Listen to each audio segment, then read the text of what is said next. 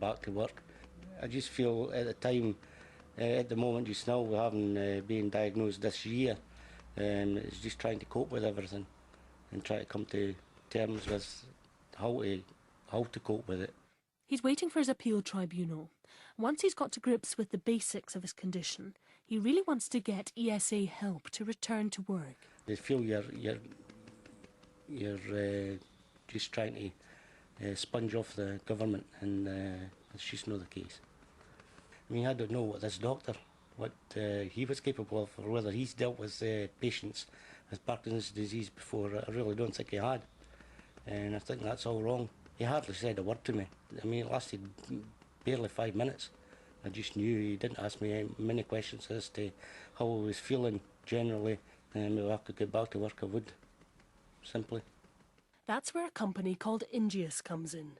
They're completely separate to A4E, who carry out the medical assessments. M.P.s are one of the companies which the government pays to provide back-to-work support under ESA. They work under the government principles, looking at what a client can do, not what they can't. Hello. Hi. No, it's no trouble at all, Heather. Ruth Mackenzie is one of their employment advisors. Do you feel you can get anyone a job? I would say so, yeah, definitely. I don't think there's anybody out there that comes to see us that is completely unemployable. I don't think that's the case at all. I think everybody has some potential to do something. It's just all about really looking into each client's background, what they want to do, and finding suitable long-term job goals that are going to keep them in sustainable jobs. It's often after support from M.P.s, like physiotherapy or pain management, that people are then ready to see Ruth about a job. If clients don't engage, their benefits can be cut. In the past year, they say they've got 1,200 people back to work.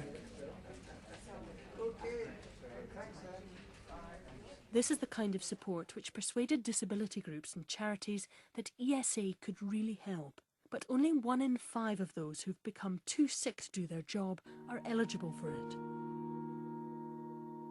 I've never been as vulnerable as this in my life. I feel that I've been treated with contempt. I'm angry. I think it's all wrong.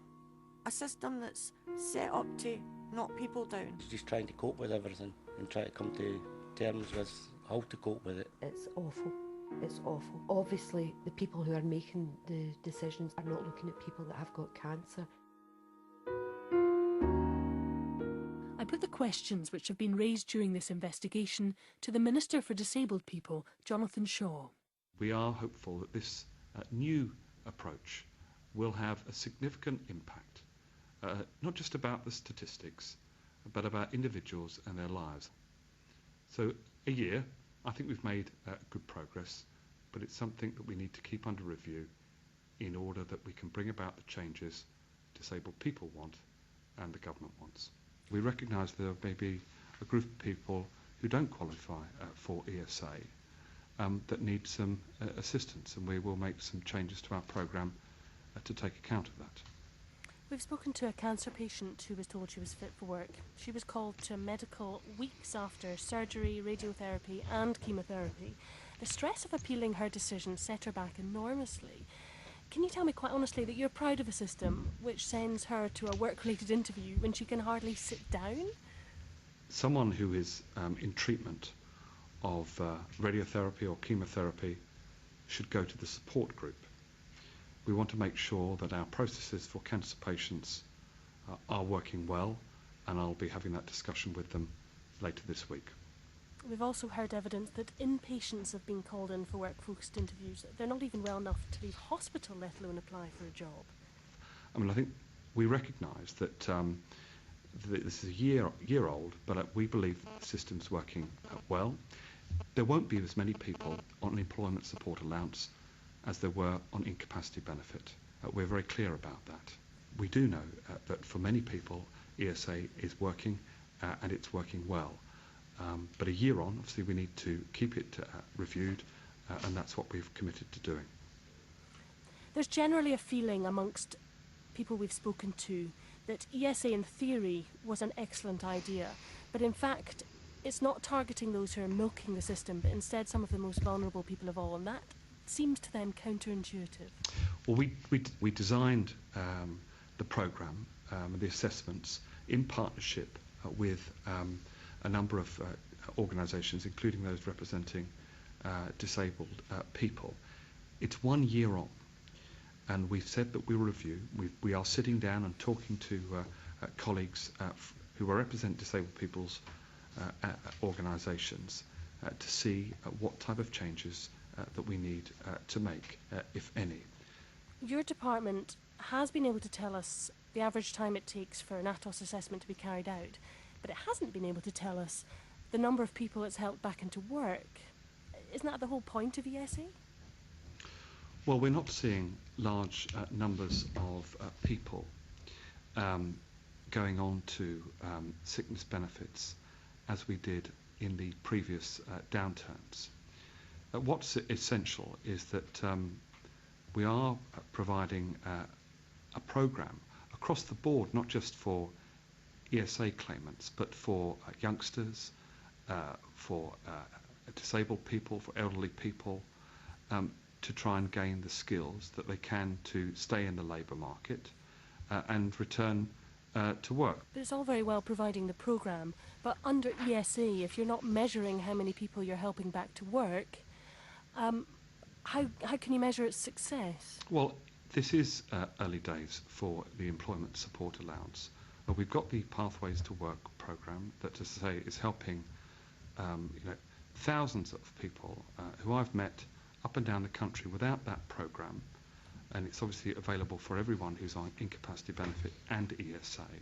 More than a year after ESA was brought in, the government cannot provide us with the number of people they've got back to work.